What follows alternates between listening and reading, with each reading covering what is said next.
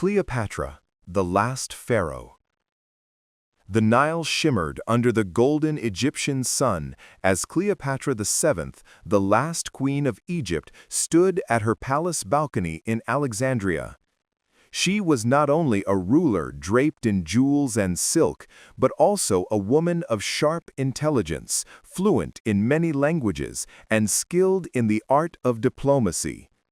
Unlike the marble statues that would later freeze her image in time, Cleopatra was very much alive, bold, determined, and unafraid of the challenges before her. Her kingdom was at risk. Rome, powerful and restless, looked to Egypt's wealth with hungry eyes. Cleopatra knew that survival required more than soldiers; it required wit. When she heard that Julius Caesar was in Alexandria, she devised a daring plan.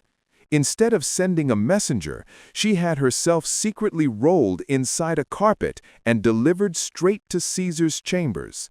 When the carpet unfurled, Cleopatra appeared before him like a vision, her presence commanding and unforgettable. That night began an alliance, one of politics and one of passion. With Caesar at her side, Cleopatra secured her throne against rivals, ensuring Egypt's independence for a time.